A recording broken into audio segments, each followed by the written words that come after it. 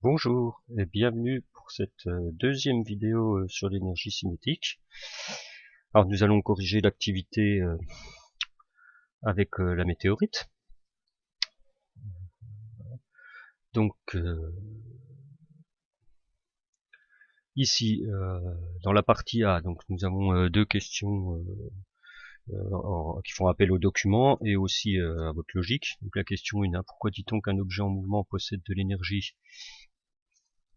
Bon, là, cette question-là, la réponse va être à peu près toujours la même. Un objet, on peut dire qu'il possède de l'énergie parce qu'il est capable de la transmettre ici au sol pour faire des dégâts. Du moment qu'un objet peut faire des dégâts, vous pouvez le retenir, on peut dire que cet objet possède de l'énergie. C'est pas obligatoire, il n'est pas obligé de faire des dégâts, mais s'il peut en faire, on pourra dire alors que l'objet possédait de l'énergie. D'accord? Donc c'est pas la peine, là vous dites figure 1, on voit bien qu'il y a eu des dégâts, etc. La question 2, hop là, pardon, hop, euh, donc je disais la question 2, voilà, j'ai retrouvé. Hop, ce que je voulais. On vous demande les paramètres. Donc de quoi dépend l'énergie cinétique? Là, on regarde un peu le texte. Bon, on s'en doute un peu. Euh, on nous parle d'une vitesse ici. Donc plus l'objet va vite, plus il peut faire de dégâts. Ça semble logique. Et on a ici une masse. C'est pareil, plus l'objet est gros, plus il peut faire de dégâts, tout ça nous semble logique. Il suffit de comparer, vous imaginez un mur, boum, vous avez une voiture qui fonce dedans ou un camion, ça va pas être les mêmes effets, pareil, une voiture qui roule à 10 km par heure, qui fonce dans le mur, qui va à peine le taper, puis une voiture qui arriverait à 130 km par heure, les dégâts ne sont pas les mêmes. Tout ça, c'est logique. Bon, passons à la partie B et la partie C. Je vais regarder les deux en même temps. En tout cas pour les trois premières questions. On vous demandait de mesurer les déformations, on vous indiquait sur le schéma comment faire. Donc en fait, on peut mesurer la partie vide ici. Vous pouvez très bien mesurer aussi la partie pliée. On a les mêmes résultats. On vous demandait de mettre ça dans un tableau, on va voir l'importance tout à l'heure, et de réaliser un graphique. Parce que si vous avez fait vos mesures, vous vous rendez compte, par exemple, dans le grand B, que le tableau n'est pas tout à fait un tableau de proportionnalité. En sciences physiques, on l'a déjà dit, il faut toujours passer par un graphique. Bon, moi je triche très rapidement. Les graphiques, c'est ce que j'avais demandé de me renvoyer. Bon, par contre, je suis déçu, il y en a beaucoup qui ne l'ont pas fait sur Excel comme j'avais demandé. C'est important, l'importance de l'avoir fait sur Excel, c'est que l'année prochaine, au lycée, on vous demandera beaucoup des tracés numériques, donc il faut voir un peu comment on fait. Même si là, vous aurez des logiciels dédiés qui font un peu le travail. C'était intéressant. Alors, moi, je triche un peu, là. Je le fais un peu à l'arrache, mais en fait, si on retournait la feuille, là, je vais le faire correctement. Hop. Si je retourne la feuille, là, je pourrais la retourner, faire pivoter. Hop, je vais essayer, tiens. Voilà, toc, j'ai retourné ma feuille. Et là, vous voyez que oups, c'est pas bien beau. Je vais essayer de faire mieux.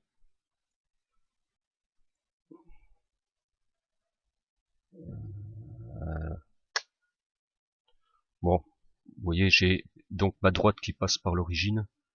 Et ici, pour le deuxième, vous m'excuserez, j'ai pas trop l'habitude de tracer à la souris. Et hop, on obtient cette courbe-là qui est une demi-parabole. Vous apprendrez au lycée la fonction mathématique, c'est la fonction x carré que je viens de tracer là. D'accord. Hop, voilà, je reviens. Donc la longueur de la déformation est-elle proportionnelle à la masse justifiée? Pour le premier cas, donc oui, le graphique est bien une droite qui passe par l'origine, donc situation de proportionnalité. Et ici, la longueur de la déformation est-elle proportionnelle à la vitesse? Réponse non, car le graphique obtenu n'est pas une droite qui passe par l'origine.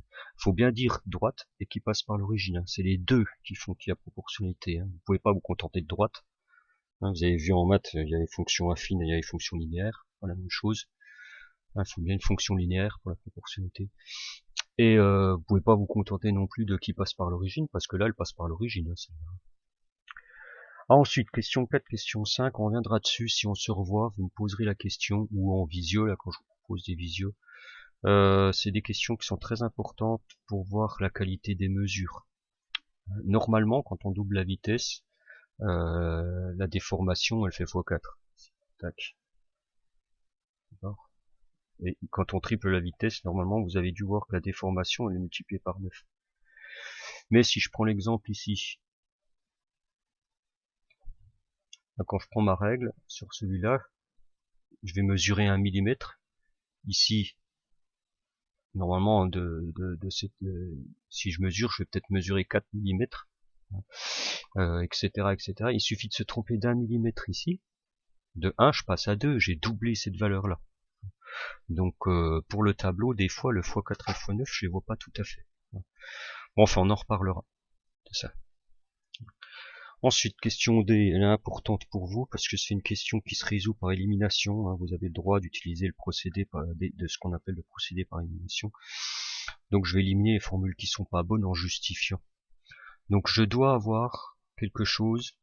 L'énergie cinétique, on a dit qu'elle dépendait de la masse et de la vitesse. Donc, dans la formule, je dois avoir le petit m de masse et je dois avoir le petit v de vitesse. Ici, là, j'ai le petit v, mais j'ai pas le m.